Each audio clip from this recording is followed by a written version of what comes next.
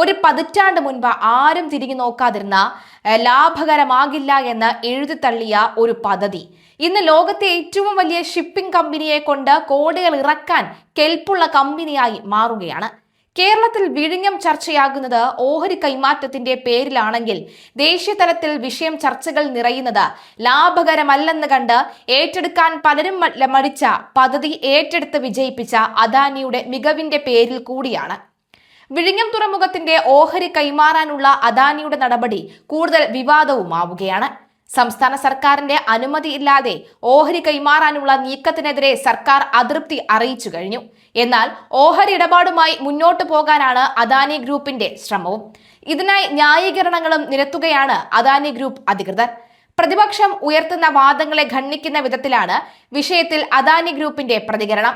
MSC കപ്പൽ കമ്പനിക്ക് 13,000 കോടിയുടെ ഓഹരി കൈമാറിയാലും വിഴിഞ്ഞം തുറമുഖത്തെ എല്ലാ ടെർമിനലും അവർക്ക് നൽകില്ലെന്ന വാദമാണ് കുത്തകയാകുമെന്ന വാദത്തെ പ്രതിരോധിച്ചുകൊണ്ട് അവർ വിശദീകരിക്കുന്നത്. ഒരു ടെർമിനൽ മാത്രമേ നൽകുന്നുവെന്നാണ് അദാനി ഗ്രൂപ്പിനോട് അടുത്ത വൃത്തങ്ങൾ വ്യക്തമാക്കിയത്. നിലവിൽ 2 ടെർമിനലുണ്ട്. അടുത്ത ഘട്ടത്തിൽ പൂർത്തിയാവുമ്പോൾ 3 സജ്ജമാവും. ഇതിലൊരു ടെർമിനലിനായിരിക്കും MSCയുടെ മാത്രമായ ഓപ്പറേഷൻ വിട്ടുകൊടുക്കുന്നത്. മറ്റ് ടെർമിനലുകളിൽ ഏത് കമ്പനിയുടെ കപ്പലുകൾക്കും വരാം. 5 ടെർമിനലുള്ള ഗുജറാത്തിലെ മുദ്ര തുറമുഖത്തും ഒരെണ്ണമാണ് MSCക്ക് കൈമാറിയിട്ടുള്ളത്. നിയമപ്രകാരമാണ് ഓഹരി കൈമാറ്റമെന്നും ഇതിലൂടെ തുറമുഖത്തിന്റെ തുടർ വികസനം 2028 പൂർത്തിയാക്കാൻ സാധിക്കുമെന്നും അദാനി ഗ്രൂപ്പ് പറയുന്നു. ബാങ്ക് വായ്പ എടുക്കുന്നതിന് പകരം ഓഹരി കൈമാറ്റത്തിലൂടെ വികസനത്തിന് പണം കണ്ടെത്തുകയാണ് അദാനി. തുറമുഖ നിർമ്മാണത്തിന്റെ ആദ്യഘട്ടത്തിൽ അദാനി 2,454 കോടിയാണ് മുടക്കേണ്ടി വരുന്നത്. യഥാർത്ഥത്തിൽ മുടക്കിയത് 6,000 കോടിയാണെന്ന് അദാനി ഗ്രൂപ്പ് ചൂണ്ടിക്കാട്ടുന്നു. ശേഷിക്കുന്ന ഘട്ടത്തിൽ 16,000 കോടിയാണ് അദാനി മുടക്കുന്നത്. മാസ്റ്റർ പ്ലാൻ 9,800 കോടിയായിരുന്നു എങ്കിലും അധിക നിക്ഷേപം അദാനി പ്രഖ്യാപിക്കുകയായിരുന്നു. ഇതടക്കം 26,000 കോടിയിലധിക നിക്ഷേപം അദാനി നടത്തും. ഇതിന്റെ 49% MSCയുമായുള്ള ഓഹരി ഇടപാടിലൂടെ സമാഹരിക്കുന്നത് എന്നാണ് വിശദീകരണം. കൂടുതൽ കപ്പലുകൾ എത്തിക്കേണ്ട ബാധ്യതയും MSCക്ക് തന്നെയാണ്. അതിനാലാണ് ഓഹരി കൈമാറ്റം തന്ത്രപരമാവുന്നത്. കണക്കുകൾ ഓട്ടോമേറ്റഡ് ആയതിനാൽ തന്നെ സർക്കാരിന് കിട്ടാനുള്ള വിഹിതത്തിൽ കൃത്രിമം കാട്ടാൻ കഴിയില്ല. മുദ്ര, എന്നൂർ, മുംബൈ തുറമുഖങ്ങളിൽ MSCക്ക് ടെർമിനലുകൾ ഉണ്ട്. അതേസമയം വിഴിഞ്ഞം തുറമുഖത്ത് നിന്ന് അദാനി നഷ്ടപരിഹാരം നൽകി സർക്കാർ ഒഴിവാക്കിയാൽ MSCയുമായുള്ള അവരുടെ ഓഹരി വിൽപ്പന അപ്രസക്തമാവും. വലാർപാടം ടെർമിനലിൽ 85% ഓഹരിയും TP വേൾഡിനാണെന്ന് അദാനി ഗ്രൂപ്പ് ചൂണ്ടിക്കാട്ടുന്നു. അതേസമയം വിഴിഞ്ഞം തുറമുഖത്തിന്റെ ഓഹരികൾ മെഡിറ്ററേനിയൻ ഷിപ്പിംഗ് കമ്പനിക്ക് കൈമാറാനുള്ള അദാനി ഗ്രൂപ്പിന്റെ നീക്കത്തിൽ സർക്കാർ അതൃപ്തി അറിയിച്ചു കഴിഞ്ഞു. വിഴിഞ്ഞം തുറമുഖത്തിന്റെ ഓഹരി കൈമാറാനുള്ള അദാനിയുടെ നടപടിയിൽ സർക്കാർ നിയമോപദേശം തേടി. ഒപ്പം വിദഗ്ധ പരിശോധനയും നടത്തും. കരാറിന് സർക്കാർ അതിവേഗം അനുമതി നൽകിയില്ല. എല്ലാ വ്യവസ്ഥകൾ അനുസരിച്ചാണ് നടക്കുന്നതെന്നും സർക്കാരിന്റെ അനുമതിക്ക് ശേഷം മാത്രമേ അന്തിമ കരാറിലേക്ക് പോകൂ എന്നുമാണ് അദാനിയുടെ നിലപാട്. അതേസമയം വിവാദം സർക്കാരിനെതിരായ രാഷ്ട്രീയ ആയുധമാക്കി തന്നെ മുന്നോട്ട് പോകാനാണ് പ്രതിപക്ഷത്തിന്റെ തീരുമാനം. വിഴിഞ്ഞത്തെ MSC അദാനി ഓഹരി കൈമാറ്റത്തിൽ അതൃപ്തി അറിയിച്ച് മുഖ്യമന്ത്രി VD സതീശൻ രംഗത്തെത്തുകയും ചെയ്തു. പിന്നാലെ തന്നെ KC വേണുഗോപാൽ അടക്കമുള്ളവർ ഇക്കാര്യത്തെക്കുറിച്ച് മാത്രം പറയാൻ വാർത്താ സമ്മേളനം വെക്കുമ്പോൾ അവിടുത്തെ ഹൈക്കമാൻഡ് തീരുമാനം എന്താണ് എന്ന് വ്യക്തമാവുകയാണ്. കോൺഗ്രസിന് പണ്ടേ മോദിയോട് പോലെ തന്നെ മോദിയുടെ ഏറ്റവും അടുത്ത സുഹൃത്ത് എന്ന് വിശേഷിപ്പിക്കുന്ന അദാനിയോടും കലിപ്പ് പുകയുകയാണ്. അങ്ങനെ ആ കലിപ്പ് നിൽക്കുമ്പോൾ ഇങ്ങ് കേരളത്തിൽ ഭരിക്കുന്നത് കോൺഗ്രസ് ആകുമ്പോൾ അല്ലെങ്കിൽ UDF സർക്കാർ ആകുമ്പോൾ എന്തൊക്കെ മാറ്റങ്ങൾ സംഭവിക്കുമെന്ന് നമുക്ക് കാത്തിരുന്ന് കാണാം.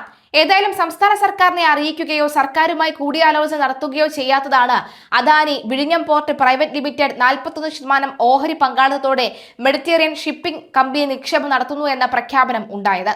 സംസ്ഥാന സർക്കാരുമായി ഉണ്ടാക്കിയ കൺസ്ട്രക്ഷൻ കരാറിന്റെ അടിസ്ഥാനത്തിലാണ് വിഴിഞ്ഞം അന്താരാഷ്ട്ര തുറമുഖം യാഥാർത്ഥ്യമായത്. സർക്കാരിന്റെ അനുമതിയോടുകൂടി മാത്രമേ കൺസ്ട്രക്ഷനുകളുടെ ഓഹരി ഘടനയിൽ മാറ്റം വരുത്താൻ കഴിയൂ. കൺസെഷൻ കരാറിലെ ബാധകമായ വ്യവസ്ഥകളും മറ്റ് നിയന്ത്രണങ്ങളും നിർദ്ദേശങ്ങളും കർശനമായി പരിശോധിച്ചതിന് ശേഷം ഇക്കാര്യത്തിൽ തുടർ നിലപാട് സ്വീകരിക്കുമെന്നും സർക്കാർ അറിയിച്ചു. എല്ലാം വ്യവസ്ഥകൾ അനുസരിച്ചാണ് നടക്കുന്നതെന്നും സർക്കാരിന്റെ അനുമതിക്ക് ശേഷം മാത്രമേ അന്തിമ കരാറിലേക്ക് പോകൂ എന്നുമാണ് അദാനിയുടെ നിലപാട്. അതേസമയം വിവാദം സർക്കാരിനെതിരായ രാഷ്ട്രീയ ആയുധമാക്കി തന്നെ മുന്നോട്ട് പോകാനാണ് പ്രതിപക്ഷത്തിന്റെ തീരുമാനം. എന്തായാലും പിണറായി വിജയനെതിരെ അദാനി ആഞ്ഞു കുത്താനുള്ള സാധ്യത വളരെ കൂടുതലാണ്. കാരണം കേരളത്തിന്റെ വ്യവസായ സുഹൃത്ത് എന്ന് അദാനിയെ വിശേഷിപ്പിച്ചത്, അല്ലെങ്കിൽ അദാനിയെ അങ്ങനെ തോളോട് തോൾ ചേർത്ത് വെച്ചത് കഴിഞ്ഞ LDF സർക്കാരിന്റെ വ്യവസായ മന്ത്രി കൂടിയായ ഈ വാസവൻ തന്നെയാണ്. അപ്പോൾ തരാതരം ആളെ മാറ്റി പറയുന്ന, അല്ലെങ്കിൽ തരാതരം കാര്യങ്ങൾ മാറ്റി പറയുന്ന രാഷ്ട്രീയക്കാരുടെ അതേ സ്വഭാവം LDF ഇപ്പോൾ കാണിക്കുമ്പോൾ തീർച്ചയായിട്ടും തിരിഞ്ഞുകുത്താൻ അദാനി മടി കാണിക്കില്ല. എന്തൊക്കെ പറഞ്ഞാലും അദാനിയുടെ വിജയഗാഥ വിഴിഞ്ഞത്തുണ്ടെന്ന കാര്യത്തിൽ യാതൊരുവിധ സംശയവുമില്ല. ഏതായാലും കല്ലിടൽ തുടങ്ങിയത് ഉമ്മൻചാണ്ടി സർക്കാരാണെങ്കിലും പിന്നീടുള്ള വികസനങ്ങൾ കൊണ്ടുവന്നത് ഒന്നാം പിണറായി സർക്കാരും രണ്ടാം പിണറായി സർക്കാരുമാണ് എന്നുള്ള വാദം ഇപ്പോഴും ശക്തമാണ്. വിഴിഞ്ഞം അന്താരാഷ്ട്ര തുറമുഖ പദ്ധതിയുടെ ചരിത്രവും അതിന്റെ വർത്തമാനകാല നേട്ടങ്ങളും പരിശോധിക്കുന്നവർക്ക് ഇതൊരു കേവല ഇൻഫ്രാസ്ട്രക്ചർ പ്രൊജക്ട് മാത്രമല്ല, കൃത്യമായ ആസൂത്രണത്തിന്റെയും ദീർഘവീക്ഷണത്തിന്റെയും ഒരു വിജയഗാഥ കൂടിയാണ് എന്ന് തന്നെയാണ് പ്രശസ്ത ബിസിനസ് അനലിസ്റ്റുകൾ വിലയിരുത്തുന്നത്. ആഗോള ഷിപ്പിംഗ് രംഗത്തെ പ്രമുഖരായ മെഡിറ്ററേനിയൻ ഷിപ്പിംഗ് കമ്പനി വിഴിഞ്ഞം തുറമുഖത്തിലെ അദാനിയുടെ കമ്പനിയുടെ 49% ഓഹരികൾ $1.397 ബില്യൺ സ്വന്തമാക്കിയ വാർത്ത പുറത്തു വരുമ്പോൾ അത് അന്തർദേശീയ തലത്തിലെ ഒരു വലിയ നിക്ഷേപത്തിന്റെ വാർത്തയായാണ് വളരുന്നത്. എന്തായാലും ഈ ഇടപാട് വഴി വിഴിഞ്ഞം തുറമുഖത്തിന്റെ ആകെ മൂല്യം $2.85 ബില്യൺ ഏകദേശം 24,000 കോടി രൂപയായി ഉയർന്നിരിക്കുകയാണ് എന്ന് നമ്മൾ കാണാതെ പോകരുത്. മുൻകാലങ്ങളിൽ സാമ്പത്തികമായി ലാഭകരമല്ലെന്ന് വിലയിരുത്തപ്പെട്ട ഒരു പദ്ധതി ഇന്ന് ഇന്ത്യയിലെയും ഇന്ത്യൻ മഹാസമുദ്ര മേഖലയിലെയും ഏറ്റവും തന്ത്രപ്രധാനമായ ആസ്തിയായി മാറിയതിന് പിന്നിൽ നിരവധി ഘടകങ്ങളാണ് ഉള്ളത്. തുടക്കത്തിൽ പരാജയപ്പെട്ടാൽ സാധ്യതയുള്ള പ്രൊജക്ട് എന്ന് മുദ്രകുത്തപ്പെട്ട ഒന്നിൽ നിന്ന് ഈ കുതിച്ചുചാട്ടം ഇന്ത്യൻ ഇൻഫ്രാസ്ട്രക്ചർ രംഗത്ത് അപൂർവങ്ങളിൽ അപൂർവമാണെന്നാണ് എക്കണോമിക് ടൈംസിലെ പ്രമുഖ സാമ്പത്തിക മാധ്യമ പ്രവർത്തകനായ P. മനോജ് വിലയിരുത്തുന്നത്. വിഴിഞ്ഞത്തിന്റെ സാധ്യതകൾ വിലയിരുത്തി വിഴിഞ്ഞം തന്ത്രപ്രധാനമായ ആസ്തിയായി മാറുന്നു എന്ന നിരീക്ഷണമാണ് അദ്ദേഹം മുന്നോട്ട് വെക്കുന്നത്. 2004 മുതൽ 2013 വരെയുള്ള കാലയളവിൽ 4 തവണ കേരള സർക്കാർ ടെൻഡറിൽ വിളിച്ചെങ്കിലും ഒരു കമ്പനിയും വിഴിഞ്ഞം പദ്ധതി ഏറ്റെടുക്കാൻ മുന്നോട്ട് വന്നില്ല. പദ്ധതിയുടെ ആകെ സാമ്പത്തിക മൂല്യം -298 കോടി രൂപയായിരുന്നതിനാൽ തുടക്കത്തിൽ ഇത് തികച്ചും അപ്രായോഗികമായ ഒന്നായി തന്നെയാണ് കണക്കാക്കപ്പെടുന്നത്. തുടർന്ന് 2014 പദ്ധതിയെ ആകർഷകമാക്കാൻ കേന്ദ്ര സംസ്ഥാന സർക്കാരുകൾ ചേർന്ന് 1635 കോടി രൂപയുടെ വയബിലിറ്റി ഗ്യാപ്പ് ഫണ്ടിംഗ് പ്രഖ്യാപിച്ചു. ആദ്യഘട്ടത്തിൽ നൽകിയ ഈ സാമ്പത്തിക പിന്തുണയാണ് പദ്ധതിയെ യാഥാർത്ഥ്യത്തിലേക്ക് നയിച്ചത്. വിഴിഞ്ഞത്തിന്റെ ഇന്നത്തെ ഉയർന്ന മൂല്യം കണ്ട് അന്ന് VGF അനുവദിച്ച തീരുമാനം തെറ്റായിരുന്നു എന്ന് വ്യാഖ്യാനിക്കുന്നത് ശരിയല്ല. മറിച്ച് അന്ന് സർക്കാർ നൽകിയ ഒരു ബൂസ്റ്റർ ഡോസ് കാരണമാണ് പദ്ധതി നിർമ്മാണ ഘട്ടത്തിലേക്ക് കടന്നത്. സാധാരണയായി വിദേശ നിക്ഷേപകർ വലിയ സാമ്പത്തിക നഷ്ടസാധ്യതകളുള്ള പുതിയ പദ്ധതികളിൽ നേരിട്ട് പണം നിക്ഷേപിക്കാൻ മടിക്കാറുണ്ട്. പദ്ധതികൾ പൂർത്തിയായി വരുമാനം സുസ്ഥിരമാകുന്ന ഈ ബ്രൗൺ ഫീൽഡ് ഘട്ടത്തിലാണ് അവർ പ്രീമിയം നൽകി ഓഹരികൾ വാങ്ങുക. വിഴിഞ്ഞത്തിന്റെ കാര്യത്തിൽ ഈ വലിയ നിർമ്മാണ റിസ്ക് പൂർണ്ണമായും ഏറ്റെടുത്തത് അദാനി ഗ്രൂപ്പാണ്. 4 വർഷം കൊണ്ട് പൂർത്തിയാക്കേണ്ടിയിരുന്ന പദ്ധതി വിവിധ തടസ്സങ്ങൾ കാരണം 9 വർഷം വൈകിയപ്പോൾ ഉണ്ടായ കനത്ത ചിലവ് വർധനവിന്റെ പൂർണ്ണ ഉത്തരവാദിത്തം അദാനി ഗ്രൂപ്പ് ഒറ്റയ്ക്ക് വഹിച്ചു. കാരണം കാലതാമസം നേരിട്ടെങ്കിലും സംസ്ഥാന സർക്കാർ നിശ്ചയിച്ചിരുന്ന 1200 കോടി രൂപയുടെ ഗ്രാന്റ് തുകയിൽ വർധനവ് ഉണ്ടായിരുന്നില്ല. അദാനി ഗ്രൂപ്പിന്റെ പ്രൊജക്ട് എക്സിക്യൂഷൻ മികവാണ് പദ്ധതിയെ തകർച്ചയിൽ നിന്ന് രക്ഷിച്ചത്. MSCയും സഖ്യം തന്ത്രപരമായ നീക്കമാണ്. തുറമുഖത്തിന്റെ വാല്യുവേഷൻ ഇത്രത്തോളം ഉയരാൻ കാരണം അദാനി ഗ്രൂപ്പ് MSCയുമായി ഉണ്ടാക്കിയ തന്ത്രപരമായ പങ്കാളിത്തമാണ്. ലോകത്തെ ഏറ്റവും വലിയ കണ്ടെയ്നർ കാരിയറായിട്ടുള്ള തങ്ങളുടെ കാർഗോ വിഴിഞ്ഞം വഴി റൂട്ട് ചെയ്യുമെന്ന് ഉറപ്പായതോടുകൂടി തുറമുഖത്തെ ബിസിനസ് സുരക്ഷിതമായി കഴിഞ്ഞു.